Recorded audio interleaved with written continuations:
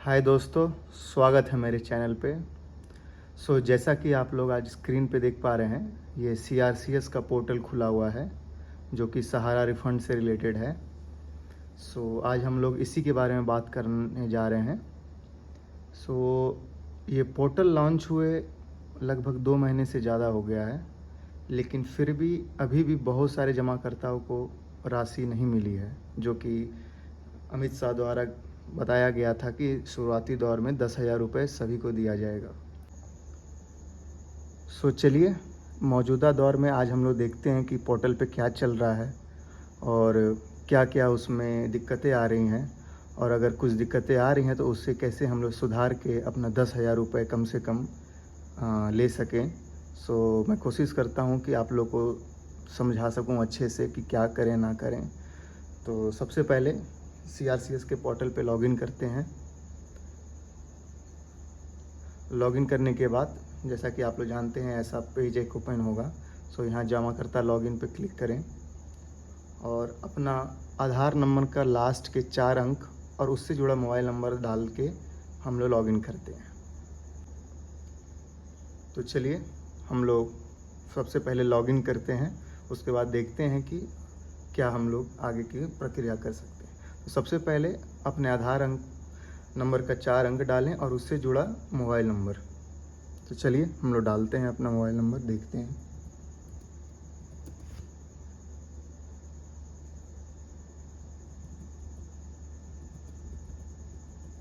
Mobile number और आधार अंक डालने के बाद आपको एक OTP प्राप्त होगी आपके रजिस्टर्ड मोबाइल पे।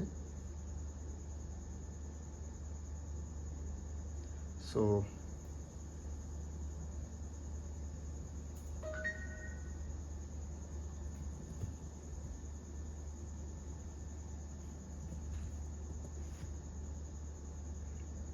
OTP प्राप्त करने के बाद आज के डेट में हम लोग देख पा रहे हैं कि जैसे लॉगिन करने के बाद ये स्थिति के अंदर एक डिफिशियंसी कम्युनिकेटेड लिखा रहा है। आप देखेंगे कि जितने भी संख्याएं, जितने भी खाता संख्या, जितने भी आवेदन हैं, सबके सामने एक ही मैसेज आ रहा है, सबके सामने। तो आखिर ये है क्या और इसे कैसे ठीक करें? क्या हमारा पैसा हमें नहीं मिलेगा या कहीं अटका हुआ है? चलिए इसको एक एक करके देखते हैं ये है क्या। हम लोग इस पर क्लिक करेंगे। तो जैसे क्लिक करेंगे तो एक 3 से 5 पेज की PDF होगी जो कि भारत सरकार के द्वारा है, जिसमें बताया गया है कि किस कारणवश आपका आवेदन को रोका गया है, क्या कारण है और क्या हम लोग करके इसको ठीक कर सकते हैं। तो जैसा कि हम लोग इसमें आके देखेंगे तो इसमें लिखा हो गया है आवेदन की में कमियों की सूचना। तो इसमें आपकी सोसाइटी का नाम वगैरह सब कुछ है। तो हम लोग इसको जूम करके देखते हैं कि आखिर ये सब इसमें पढ़ने की उतनी ज़रूरत नहीं है, जो मेन मुद्दा है वो यहाँ पे लिखा हुआ है। देखिए, जबकि जमाकर्ता द्वारा प्रस्तुत दावे के विभिन्न स्तरों पे जांच की गई है और उसमें निम्नलिखित कमियां पाई गई। तो देखिए यहाँ पे एक कमी बताया गया है, दावेदार जमाकर्ता का विवरण सहारा सोसाइटी डेटाबेस में नहीं है या सोसाइटी का सदस्य नहीं है। इसका मतलब क्या हुआ? तो इसका ये हम लोग मतलब निकाल सकते हैं कि जो भी आपने एप्लीकेशन के दौरान जो भी आपने सबमिट किया था फॉर्म वगैरह, या तो उसमें आपकी नेम में मिस्टेक हो, स्पेलिंग एरर हो, या तो किसी भी तरह का स्पेलिंग मिस्टेक हो, सर्टिफिकेट नंबर, अकाउंट नंबर, कुछ भी, इसीलिए वो आपका डेटा को डेटाबेस से मैच नहीं कर पा रहा है।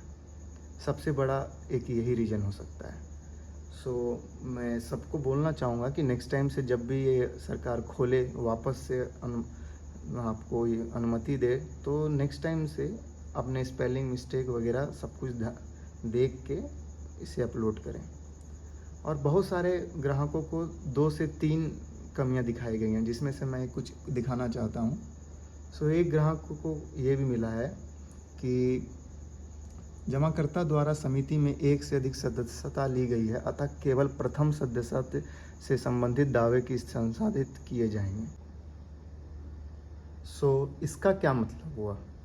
तो इसका मतलब हम लोग ये निकाल सकते हैं कि इस लाइन के अकॉर्डिंग ये कहना चाहता है कि हमारे जितना भी मेंबरशिप नंबर है, जितने भी हमारे एप्लीकेशन थे, तो ये सिर्फ केवल सिर्फ पहला सदस्यता वाला, पहला मेंबरशिप वाला ये फॉर्म आपसे मांग रहा है, जो आपने सबसे पहले सहारा में अकाउंट खुलवाया था। तो सबसे पहले जो आपको मेंबरशिप मिला था, जो सबसे पहले आपको स्लिप मिला था, वो सिर्फ इसको ही अपलोड करने के लिए बोल रहा है। लेकिन हम लोग ने जितना हमारे पास था, जितने भी स्लिप थे, जितने भी हमने मेंबरशिप नंबर थे, जितने भी हमारे पास पेपर था, हमने सब अपलोड कर दिया था। तो ये उसके अकॉर्डिंग आप बोल सकते हैं कि ये सिर्फ प्रथम सदस्य से संबंधित दावे की संसाधित किए जाएंगे। मतलब ये सबसे पहला वाला ही मांग रहा था। हालांकि इससे कुछ ज़्यादा अंतर नहीं होना चाहिए, लेकिन जो दूसरा रीज़न था, ये थोड़ा बहुत आपको अपने नेक्स्ट टाइम से ध्यान रखना होगा। जब भी सरकार दूसरे टाइम पोर्टल खोले कि आप फिर से रिकरेक्शन कर सकें ना समथिंग, तो उस समय ये दूसरा पॉइंट पे ज़्यादा ध्यान दीजिएगा कि ये डेटाबेस से आपका मिसमैच नहीं होना चाहिए। तो आपका नाम, अकाउंट नंबर, सब कुछ, आपका आधार लिंक, सब कुछ पैन से होना चाहिए। किसी भी तरह का मिस्टेक आपके साइट से नहीं होना चाहिए, तभी वो डेटाबेस से नहीं मैच कर रहा है। सो ये अधिकतर यही दोनों एरर बहुत से लोगों को मिला है। सो पहला वाला में उतना कुछ करने का नहीं है, लेकिन फिर भी नेक्स्ट टाइम से आप मेंबरशिप नंबर वगैरह सब कुछ ध्यान से भरें। और दूसरा वाला में कम से कम अपना नाम, बैंक का नाम, अपना पैन, आधार डिटेल सब कुछ मैच कर ले तभी डालें, क्योंकि हो सकता है फिर तीसरा मौका आपको सरकार ना दे। सो एक बार हो सकता है वो और खोले पोर्टल और आपको एक और मौका दें, क्योंकि सुप्रीम कोर्ट ने फटकार लगाते हुए सरकार को बोला है कि दिसंबर तक में सारे पैसे लौटा देने सबको, वो जो 10,000 का इन्होंने वादा किया था।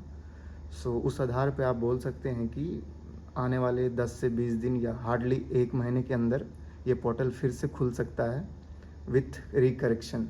सो जिनका भी रिजेक्ट हो चुका है फॉर्म किसी कारणवश, और जिन्हें ये दोनों भी एरर दिख रहा है, सो आप लोग ऑल अपने तरफ से कोई भी मिस्टेक ना करें, नाम वगैरह सब कुछ तब तक ठीक करके रखें। और जब भी ये पोर्टल खुलेगा मैं आप लोग को इन्फॉर्म कर दूंगा सबसे पहले, और कैसे अपलोड किया जाएगा, नहीं किया जाएगा, वो सब आपको उस समय बता दिया जाएगा।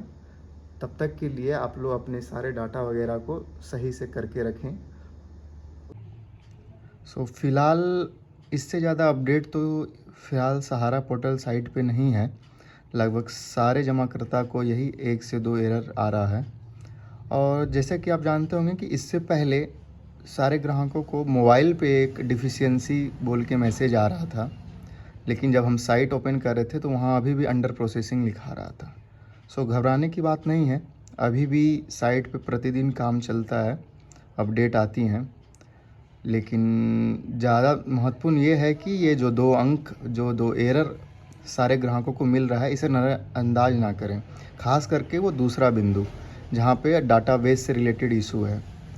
तो इसका यही मतलब हो सकता है कि आपका जो नाम, स्पेलिंग वगैरह सब कुछ अच्छे से देख लें, इसीलिए वो आपका डाटाबेस में मैच नहीं हो रहा है। तो नेक्स्ट टाइम उम्मीद करता हूँ कि ज़्यादा नहीं, 1 से ज़्यादा 1 से 1.5 महीने के अंदर फिर से पोर्टल एक्टिव हो और हमें फिर से रजिस्ट्रेशन या लॉगिन करके कुछ सुधार करने को मिले, तो उस समय आप अपना स्पेलिंग वगैरह करेक्शन करके रखें। और जैसे ही पोर्टल खुलेगा मैं आप लोगों को बता दूंगा और अपलोड कर दीजिएगा नया विथ करेक्शन। सो फ़िलहाल के लिए ही इतना ही। जैसे ही कोई अपडेट आएगी मैं अपने वीडियो के माध्यम से आप लोग तक पहुंचाऊंगा। ठीक है, मिलते हैं फिर अगले वीडियो पे।